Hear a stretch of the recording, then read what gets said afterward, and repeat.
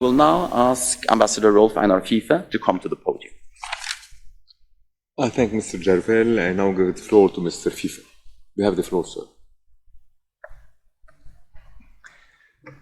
Mr. President, distinguished members of the Court, it is an honor for me to appear again before this Court on behalf of the Kingdom of Norway. For completeness, I will now address certain elements which Norway considers to be part of the legal framework applicable to the occupied Palestinian territory. They constitute, in our view, solid foundations under international law for the two-state solution to which Norway is fully committed.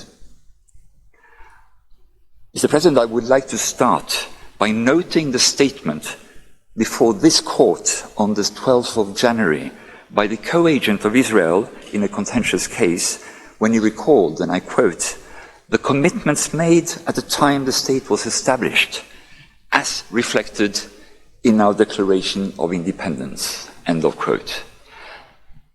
This reminder of the commitments made in the Declaration of Independence of the State of Israel on the 14th of May 1948 is indeed important.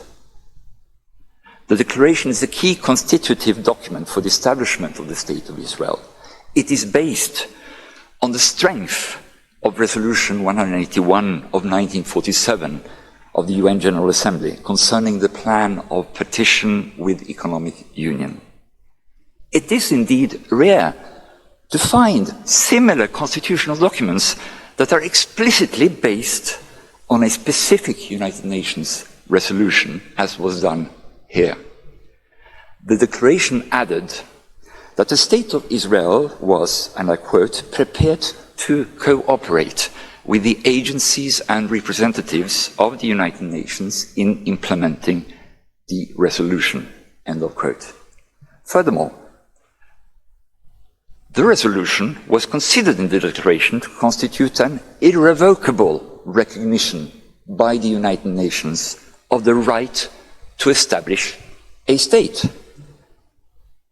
This ought to imply that the same applies to the Palestinian side.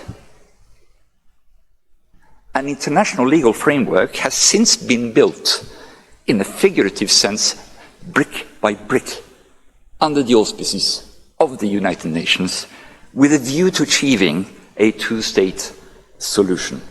And a point of departure here are the commitments made at the time the State of Israel was established, and their subsequent legal relevance. On the 15th of May 1948, the Foreign Minister of the Provisional Government of Israel, Mr. Moshe Sharet, transmitted the contents of the Declaration of Independence to the Secretary General of the UN, Mr. Trygve Lie. On the day independence was declared, Arab neighboring states attacked Israel. On the 16th of November that year, the Security Council demanded in Resolution 62 the establishment of an armistice in all sectors of Palestine. The armistice demarcation lines, later established and since referred to as the Green Line, were without prejudice to future territorial settlements or boundary lines. On the 29th of November, that same year, Foreign Minister Sharet sent a formal application for membership in the United Nations to the Secretary General. The letter stated that independence had been proclaimed, and I quote, "in pursuance of Resolution 181 of the General Assembly."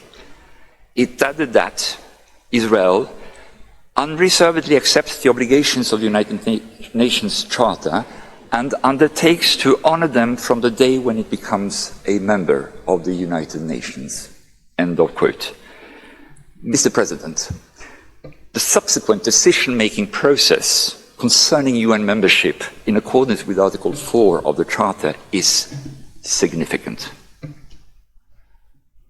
Pursuant to Article 22 of the Covenant for the League of Nations and the adoption of Class A mandate, Palestine had been provisionally recognized in 1922 as an independent nation, subject to the rendering of administrative advice and assistance by a mandatory until such time as it was able to stand alone. By virtue of Article 80 of the Charter, rights of self-determination were not altered in 1945. They were continued. The announced notice of termination of the Palestine Mandate by the United Kingdom in 1947 provided the background for the adoption of Resolution 181, already referred to. Norway voted in favor of that resolution. The two-state solution formed the context of the vote on admission of Israel to UN membership. On the 4th of March 1949, as a member of the Security Council, Norway voted in favor of such admission, stating in its explanation of vote that it was, and I quote, confident that Israel will cooperate fully and loyally with all decisions by organs of the United Nations, end of quote.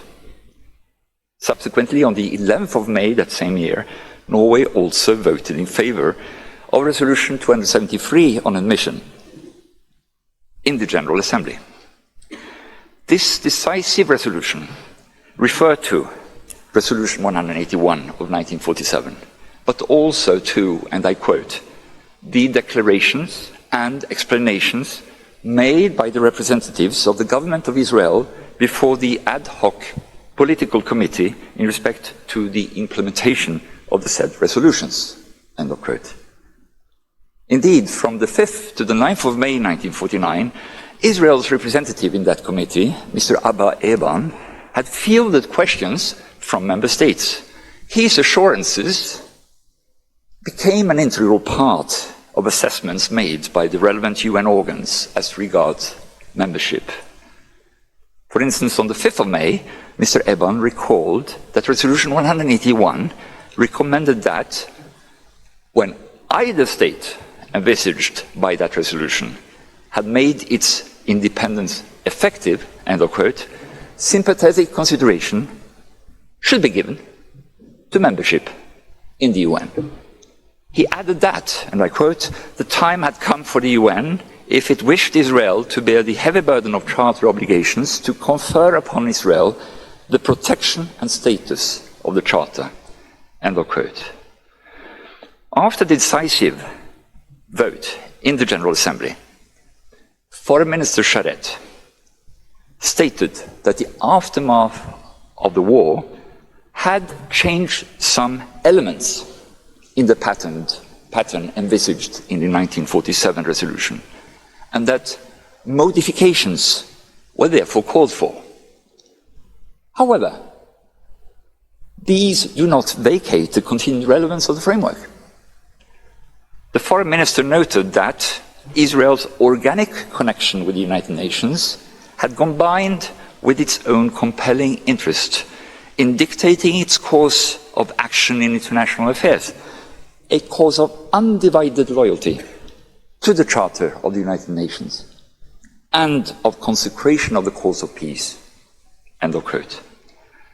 Mr. President, such declarations, such explanations were instrumental in securing a majority of votes in the relevant organs of the United Nations. To a Norwegian, they may moreover invite a recollection of the so-called Eland Declaration. Assurances given by a foreign minister may under certain circumstances give rise to legal consequences as unilateral acts. After exercise of the right of self-determination had led to the establishment of the states of Jordan and Israel, the legal framework just described continues to be applicable today. Returning to the current situation, the illegality under international law of certain measures described has already been authoritatively and abundantly made clear. As an example, the unanimously adopted Security Council Resolution 465 of 1980 determined that all measures taken by Israel to change the character, composition, structure, or status of Arab-occupied territories since 1967 have no legal validity. For the sake of good order, it should be noted that nothing in the later peace process, including instruments often collectively referred to as the Oslo Accords, impairs this assessment. These instruments are based on an explicit recognition of the, I quote, legitimate rights of the Palestinian people and their just requirements, end of quote. Neither side shall, according to these instruments, initiate or take any step that will change the status of the West Bank and the Gaza Strip, pending the outcome of the permanent status negotiations. It is the view of Norway that a permanent settlement based on Security Council resolutions 242 and 338 must build on a confirmation of the role of international law and of the international legal framework that we have attempted to briefly describe here. Mr. President, our observations do not imply any lack of legitimacy of the establishment or of the rights of the State of Israel. On the contrary, they build on it. However, they also recall the clear obligations of a legal and not merely of a political nature incumbent on Israel. These rights and obligations correlate. They require fully contributing to the realization of a viable state of Palestine.